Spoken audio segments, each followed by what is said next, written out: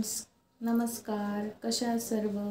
मी माझ्या Pooja and Pooja's family Marathi YouTube चॅनलमध्ये तुमचे मनापासून स्वागत करते.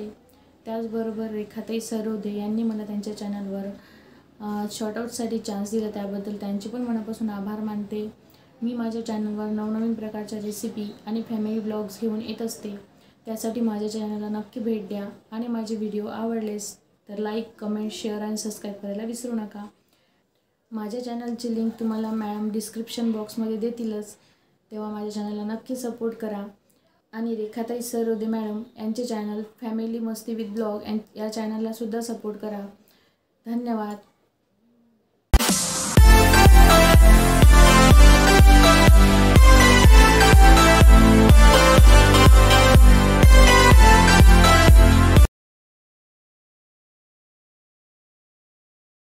हेलो नमस्ते, मैं हूं नीता और मेरे चैनल का नाम है हाउस क्वीन नीता.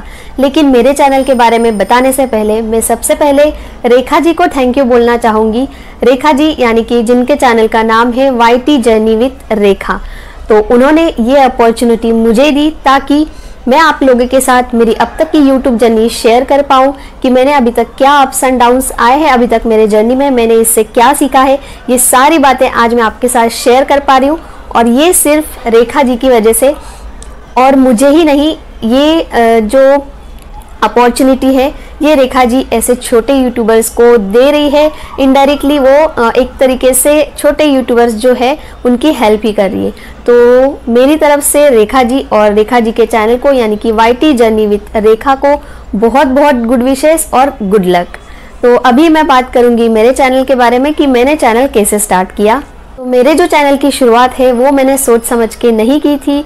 हम सबको ही पता है जब लॉकडाउन लगा था तो हम लेडीज़ ने बहुत सारे नए नए रेसिपीज़ बनाए और हमारे फैमिलीज़ को खिलाए. तो उनमें से मैं भी एक हूँ, तो मैं भी इस तरीके से रेसिपीज़ बनाती थी.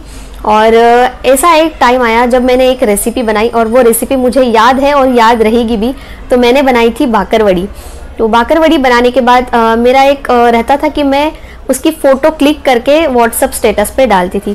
तो वो स्टेटस मेरा बहुत सारे लोगों ने देखा और उसे देखने के बाद मुझे 3-4 कॉल्स आए कि तुमने ये रेसिपी कैसे बनाई. तो मैंने दिन भर में 3-4 लोगों को बताया. 3-4 से भी ज़्यादा फ़ोन आए थे कि बहुत अच्छी बनी है, बहुत अच्छी दिख रही है, तो कैसे बनाई.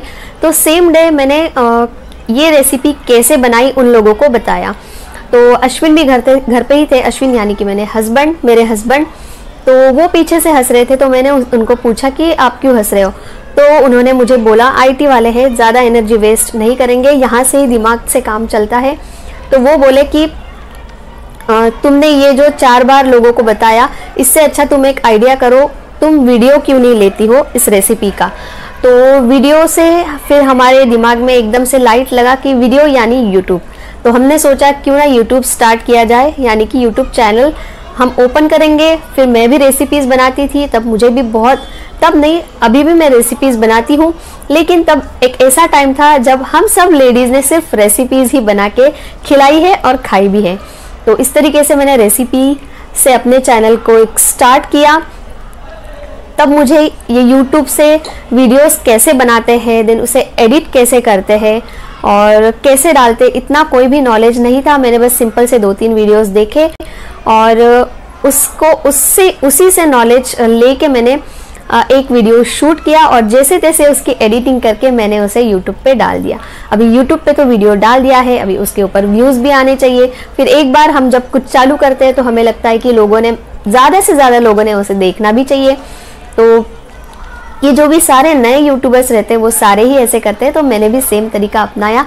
मैंने भी मेरे फ्रेंड्स, फैमिलीज़, उनके फ्रेंड्स और फैमिलीज़, इन सबको मेरे जो चैनल की लिंक है वो भेजी और उन्हें सब्सक्राइब करने के लिए बोला. हमें ये चीज़ ना बहुत ज़्यादा सिंपल लगती है, लेकिन इसे बिल्कुल भी लाइटली मत लीजिए, क्योंकि ये चीज़ हमें जितनी लगती है उतनी ईजी नहीं होती है. हमारी मेहनत सबसे इम्पॉर्टेंट होती है. तो मुझे लगा कि मैं इतने सारे लोगों को बोल दूंगी कि मेरे चैनल को सब्सक्राइब कर दो, लाइक कर दो, शेयर कर दो, लेकिन बहुत सारी मेहनत करने के बाद, बहुत लोगों को बताने के बाद एक टाइम आया कि मुझे 150 से ज़्यादा सब्सक्राइबर मेरे नहीं हुए. हम सोचते हैं कि मेरी सिस्टर के इतने सारे कॉन्टैक्ट्स हैं, मेरे खुद के इतने सारे कॉन्टैक्ट्स हैं, मेरे घर वालों के इतने सारे कॉन्टैक्ट्स हैं, तो मिनिमम 500 सब्सक्राइबर्स तो मेरे यूं ही बन जाएंगे। लेकिन नहीं, ऐसा बिल्कुल नहीं होता है। यूट्यूब पे हमको और सिर्फ हमको ही मेहनत करनी पड़ती है, ये मुझे तब समझ में आया। तो इस तरीके से मैंने स्टार्ट किया, मैं रेसिपीज़ डालती रही। और एक चीज़, मुझे ज़्यादा से ज़्यादा लोगों तक पहुंचना था, तो इसीलिए मैंने मेरा चैनल हिंदी में स्टार्ट किया। अदरवाइज़ मेरी जो मदर टंग है वो मराठी है, लेकिन ये मैंने चैनल इसलिए स्टार्ट किया ताकि ये ज़्यादा से ज़्यादा लोगों तक पहुंच पाए। और प्लस जब मैंने ये चैनल स्टार्ट किया तब मेरे दिमाग में था कि मैं रेसिपीज़ तो करूँगी, लेकिन कुछ ओकेजन या फेस्टिवल आते हैं तो उनका मैं व्लॉग्स भी बनाऊँगी। डेली व्लॉग्स बनाने का मेरा कोई भी इरादा नहीं था, लेकिन ये बात मेरे दिमाग में थी क्योंकि मुझे ये सारे वीडियोज़ और फ़ोटोज़ इन सब का शौक़ है, तो इसलिए मेरे दिमाग में वो चीज़ थी। और तब मैंने मेरे चैनल का नाम रखा था नीताज़ रेसिपीज़ एंड व्लॉग्स। तो मैंने पहले रेसिपीज़ डाली। तो कुछ रेसिपीज़ डालने के बाद मुझे पता चला कि माइक इसके बिना काम नहीं हो सकता है। अगर आपको कुछ करना है तो आपको थोड़ा सा इन्वेस्ट करना पड़ेगा। तो मैंने भी बहुत कम इन्वेस्ट किया और उससे मैंने ये 2 चीज़ें ली और उससे मेरी एक जर्नी स्टार्ट हो गई। तो इस तरीके से मैं रेसिपीज़ डालती रही और फैमिली का सपोर्ट, यस, तब फैमिली से फ़ोन आते थे कि बहुत अच्छा चल रहा है, बहुत अच्छी रेसिपीज़ बन रही है। ऑफ कोर्स हस्बैंड का सपोर्ट रहता है तभी हम ये चीज़ कर पाते हैं। तो उनका सपोर्ट अगर नहीं होता तो चैनल ही स्टार्ट नहीं होता। तो सबसे बड़ा सपोर्ट मेरा हस्बैंड का था। वो बोले कि तुमको जो करना है वो तुम कर सकते हो, तुम्हें चीज़ अच्छी लग रही है, तुम्हें खुशी मिल रही है, तो ऑफ कोर्स तुम करो। तो इस वजह से एक बैकअप मिलता है, एक सपोर्ट मिलता है, तो उसकी वजह से और ज़्यादा एनर्जी आती है। लेकिन हाँ, बहुत सारे ऐसे भी लोग होते हैं जो बोलते हैं कि अभी इसे कुछ काम है नहीं तो क्या करेगी, तो इसने ये स्टार्ट किया।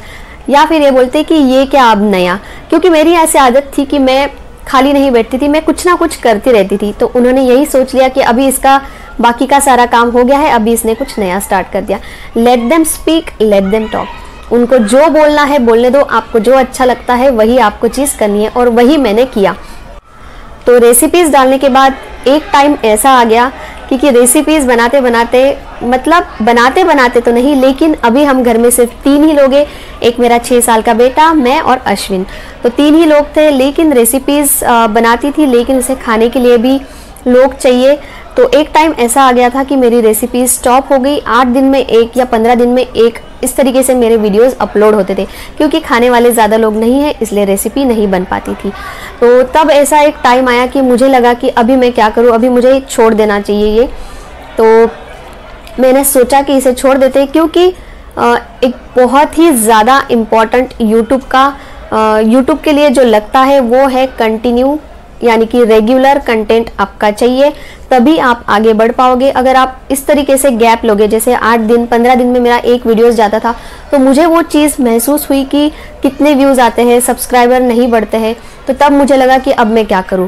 फिर मैंने सोचा कि मुझे जो चीज़ पसंद है वो मुझे स्टार्ट कर लेनी चाहिए। तो इस तरीके से मैंने रेसिपीज़ से व्लॉग पे स्विच किया। स्विच मतलब मैं अभी भी रेसिपीज़ शेयर करती हूँ, लेकिन व्लॉग्स अभी मेरे ज़्यादा रहते हैं, जिससे मुझे करने में बहुत ज़्यादा खुशी मिलती है।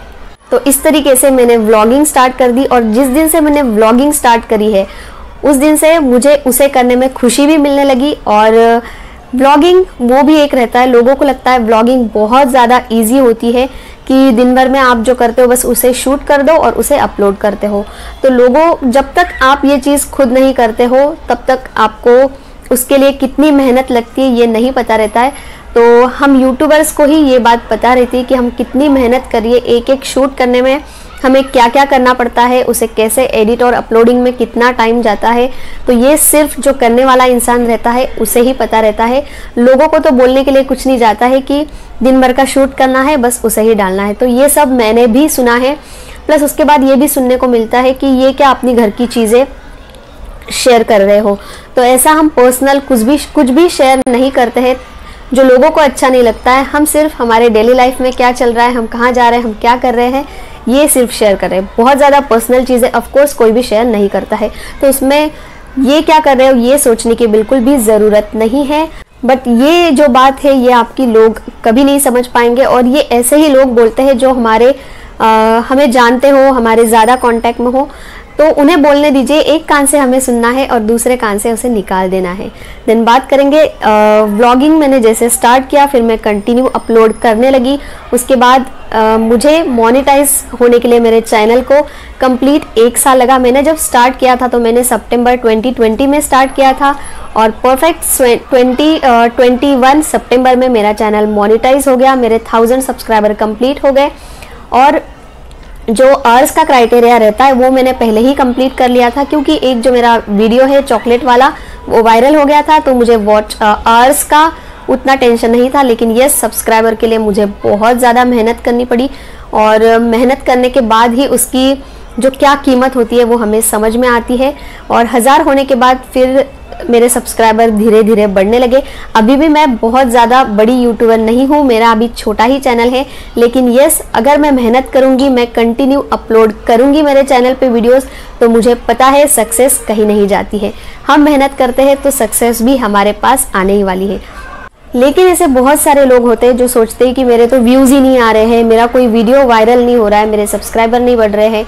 एक वीडियो पे 100 व्यूज़ आते हैं तो दूसरे इस पे 200-300 ऐसे आते हैं।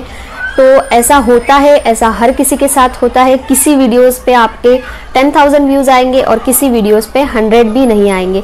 तो इससे बिल्कुल भी घबराने की ज़रूरत नहीं है, ये बिल्कुल नॉर्मल है, ये हर किसी के साथ होता है। लेकिन ऐसी कोई ना कोई वीडियो ज़रूर होगी जो एक दिन वायरल होगी और उसी से आपका व्यूज़ यानी कि आपका जो वॉच टाइम है और सब्सक्राइबर ज़रूर बढ़ेंगे। तो इस सब से डीमोटिवेट होने की ज़रूरत नहीं है। बहुत सारे लोग जो है बीच में चैनल छोड़ देते हैं क्योंकि सब्सक्राइबर नहीं बढ़ रहे हैं, व्यूज़ नहीं आ रहे हैं। तो ऐसा बिल्कुल मत करना, क्योंकि ये करने के बाद फिर कुछ सालों बाद या कुछ महीनों बाद जब हम फिर से चैनल पे आते हैं तो हम बहुत पछताते हैं। हमें लगता है कि तब मैंने नहीं छोड़ा होता तो बहुत अच्छा होता। क्योंकि सबसे ज़्यादा मैं यहाँ पे एक ही चीज़ मेंशन करूँगी कि रेगुलर आपको कंटेंट आपके व्यूअर्स को देना है। ये सबसे इम्पॉर्टेंट बात है यूट्यूब के लिए।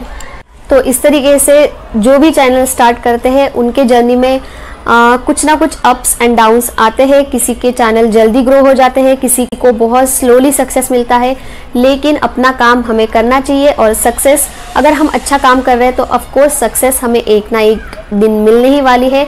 तो हमें थोड़ा सा वेट करना पड़ेगा। तो मेरी भी जर्नी अभी ऐसे ही चालू है। मैं व्लॉगिंग प्लस रेसिपीज़ प्लस मुझे ब्यूटी का बहुत ज़्यादा शौक है, तो मैं ब्यूटी के भी वीडियोस मेरे चैनल पे डालते रहती हूँ। तो ऐसे बहुत सारे कंटेंट आपको मेरे चैनल पे देखने को मिलेंगे। तो आप मेरे चैनल को विजिट ज़रूर करना। और नए यूट्यूबर्स के लिए मैं बस 3-4 पॉइंट्स यहाँ पे डिस्कस करना चाहूँगी, उन लोगों के लिए बताना चाहूँगी कि जो नए यूट्यूबर्स होते हैं उनको सबसे मेन इम्पॉर्टेंट पॉइंट है कि अगर आप चैनल स्टार्ट करते हो तो आपको पहले से ही प्रिपरेशन करनी पड़ेगी। आपको मैंने जैसे किया है कि बस मुझे चैनल स्टार्ट करना था तो मैंने कर दिया, ऐसे नहीं करना है। उसके बारे में अच्छे से नॉलेज ले लो, उसे कैसे करना है, क्योंकि अच्छा थंबनेल, अच्छी एडिटिंग ये भी बहुत ज़्यादा इम्पॉर्टेंट होती है। तो उसे आप सीख लो और अच्छे से एक वीडियो अच्छे से अपना YouTube चैनल स्टार्ट करो। और जो चीज़ आपको अच्छी लगती है उसका चैनल स्टार्ट करो। क्योंकि कैसा होता है, अगर आपको जो चीज़ पसंद नहीं है वो चीज़ आप कुछ दिन तक कर सकते हो, लेकिन कुछ दिनों बाद उस चीज़ का आपका इंटरेस्ट चला जाता है। तो इसकी वजह से आपका जो कंटेंट है वो भी कम होते जाता है। तो सबसे मेन इम्पॉर्टेंट चीज़ होती है कि जो चीज़ आपको पसंद हो, चाहे आपको मेकअप करना पसंद हो, चाहे रेसिपीज़ पसंद हो, DIYs पसंद हो, इस तरीके से बहुत सारी चीज़ें हैं। तो जो चीज़ आपको पसंद हो बस उसके ही बारे में आप कंटेंट क्रिएट कीजिए, ज़रूर आपको सक्सेस मिलेगा। देन दूसरी इम्पॉर्टेंट बात है, कोई भी आप कंटेंट डालो आपके चैनल पे, लेकिन उस पर रेगुलर आपको रहना पड़ेगा। अगर आप रेगुलर कंटेंट नहीं देते हो, अपने ऑडियंस को या अपने व्यूअर्स को एंगेज नहीं रखते हो, तो यूट्यूब भी आपकी जो वीडियो है वो रैंक नहीं करवाएगा और इस तरीके से आपका चैनल जो है वो ग्रो होने की बजाय और नीचे चला जाएगा। तो ये बात ज़रूर ध्यान रखना, कंटिन्यूअस अपलोडिंग बहुत ज़्यादा इंपॉर्टेंट होती है। देन तीसरी चीज़ होती है कि अगर आपने कुछ चीज़ स्टार्ट की है, तो अगर आपको कुछ पाना है तो उसके लिए आपको देना पड़ेगा आपका टाइम। तो यस, अगर आपको वीडियोस बनाने हैं तो सीरियसली उस चीज़ के लिए आपको टाइम देना पड़ेगा। जो भी आपका डेली रूटीन है, अगर आप जॉब करते हो या आप हाउसवाइफ हो, तो उसमें से जो भी इस चीज़ के लिए टाइम लगता है वो आपको परफेक्ट देना पड़ेगा, उसके लिए स्पेशल टाइम निकालना पड़ेगा। क्योंकि जब तक आप उसके लिए टाइम निकाल के काम नहीं करोगे तब तक वो चीज़ अच्छी नहीं बनेगी, और जब तक चीज़ अच्छी नहीं बनेगी तब तक वो आप लोगों तक भी नहीं पहुंचा पाओगे। तो ये थर्ड मेरा पॉइंट ये है कि आपको आपके YouTube चैनल के लिए आपका जो दिन में जो भी आप काम करते हो उसमें से थोड़ा सा टाइम निकाल के आपको उसे देना पड़ेगा। Then fourth and most important चीज़, आपको डीमोटिवेट नहीं होना है। हम YouTube पे आते हैं, ऑफ कोर्स हमें बहुत सारे लोग प्यार और सपोर्ट करने वाले मिलते हैं, लेकिन ऐसे भी लोग होते हैं जो निगेटिव बातें करते हैं, निगेटिव कमेंट करते हैं। तो उसकी वजह से जो है कभी हमारे ऊपर करते हैं, कभी हमारे फैमिली के ऊपर करते हैं, घर के ऊपर करते हैं, तो उसके लिए हम कुछ नहीं कर सकते हैं। वो लोगों का काम है, वो निगेटिव कमेंट करेंगे। हम अभी एक सोशल प्लेटफॉर्म पे आए हैं तो हमें अच्छी और बुरी दोनों बातें सुननी पड़ेगी।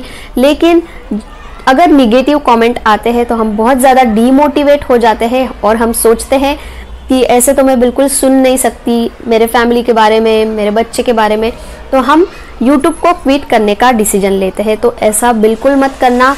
ऐसे आपको बहुत सारे लोग मिलेंगे जो आपको प्यार करते हैं, और ऐसे गिने चुने लोग रहेंगे जो आपको निगेटिव कमेंट करते हैं। तो जो निगेटिव कमेंट है उसे इग्नोर करना है और अपनी जर्नी जैसे चल रही है अच्छे से चल रही है। जो लोग हमें सपोर्ट कर रहे हैं उनको देख के हमें आगे की चीज़ें करनी चाहिए। तो यहाँ पे मैं नए यूट्यूबर्स के लिए पांचवी और लास्ट चीज़ मैं बताना चाहूँगी, जो है पेशेंस। तो पेशेंस आपको, जब आप यूट्यूब चैनल स्टार्ट करते हो तो पेशेंस बहुत ज़्यादा रखना पड़ता है, क्योंकि रातों रात किसी को सक्सेस नहीं मिलती है। हो सकता है कि आपको 4 महीने बाद सक्सेस मिले, हो सकता है आपको साल भर से भी ज़्यादा मिले, ज़्यादा टाइम लग सकता है। तो पेशेंस बहुत ज़्यादा ज़रूरी होता है। एक वीडियो आपकी चल सकती है जैसे कि मैंने बोला, और एक वीडियो बिल्कुल भी नहीं चल सकती। तो आपको पेशेंस रखना पड़ेगा। पेशेंस रखोगे तो सक्सेस ज़रूर आपके पास आएगा। तो इस तरीके से नए यूट्यूबर्स को ये सारी चीज़ों का ध्यान रखना है। और मेरे चैनल की मैं बात करूँ तो अभी मैं बहुत ज़्यादा मेहनत कर रही हूँ। हर तरीके का कंटेंट आपको मेरे चैनल पे मिलेगा।